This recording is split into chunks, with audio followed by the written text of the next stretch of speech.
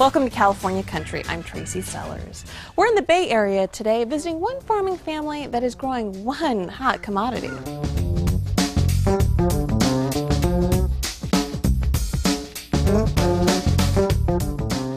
A hot commodity and a profitable one.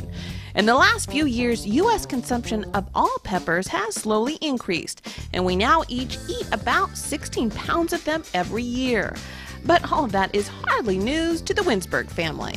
Hi, I'm David. This is Happy Quail Farms. My family, Felipe, Karen, and Andreas, we're the pepper people of the Bay Area of San Francisco. Pepper power! The pepper people of the Bay Area are nothing if not unique. First of all, a pepper farm named Happy Quail? Well, that's because when David first started farming, he tried a couple of different ventures, including raising quail eggs, before the pepper business really took off. Thus, the name stuck, and the rest, as they say, is history. The second unique aspect of the farm is their location, East Palo Alto in the Bay Area, which is probably the last place you'd expect to find a thriving pepper farm.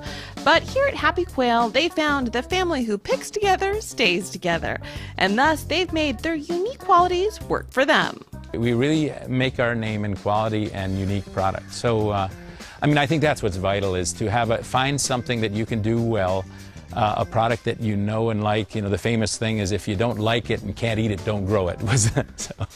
David and his family now produce a couple thousand pounds of peppers a year at their state-of-the-art farm, which is actually made up of climate-controlled greenhouses that have a retractable roof and are controlled by computerized environmental sensors that monitor temperature, light, rain, and wind. And while their farm is relatively small, what they lack in size, they make up for in variety.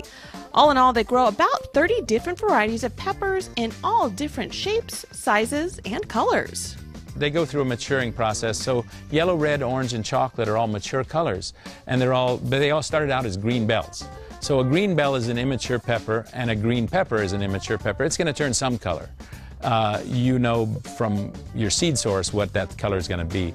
Lavender peppers and white peppers start out those colors and then mature to red or other colors. There are actually some white peppers that mature to yellow as well. So those are all just genetics. They start out this color, and this means it's not going to go any further. So we pick these. Normally we like to get them when they're purple, but when they're small like this, we usually don't pick them just because we're waiting to see if they're going to get any bigger. But once they turn red, we know they're going no further. So then we pick them, and these actually they taste better when they're a little red like that, and they get some really nice coloration. You get these sort of streaks. That's not a particularly exceptional one. I'll find a prettier one here soon. But they end up with these really, this is getting a little better when you start getting a little more of the real dark and red all together. These guys are just such a nice pepper. This is a frying type. Cubanelles are thin-walled, tender-skinned, and really sweet when they're red like this. So you can throw it on the barbecue, stuff them with a little cheese and broil them, anything like that. Over the years, they found their most popular pepper has been this one, a Padron, which is known for being sweeter and more tender than most green peppers. And David believes he is one of the few to be growing it in California. In addition to their prized peppers, they've recently branched out even further at the farm, making spices like paprika out of some of their produce. And because their farm is indoors, the family can extend their growing period as well.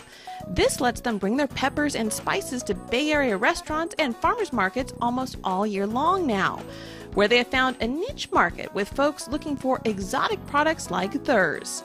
But they found the true key to success lies in the education educators, both the amateurs and the experts. Chefs will come and say, well, I need a frying pepper, so I'll have to show them one and say, try this, try it this way, try that. And they'll say, they're not selling, what's the trouble, And I say, well, did you try putting a little cheese with them? Oftentimes if they're hot and you serve them with cheese, it makes it a lot more bearable. Then people aren't scared of them, and, it all depends. So we end up having to we actually have recipes on our website. We often have to give them suggestions of how to cook them, how to use them, and people oftentimes get excited about them. We get a lot of people that when we get a new variety, we'll get them to try them, and they'll go, oh boy, that was great, Thanks to their farmers market appearances, the family has managed to build a loyal following over the years, and business is booming. They are now adding more markets to their schedule and growing a variety of produce at the farm, like squash and cucumbers. So you might say things really are hotter than ever at this pepper farm.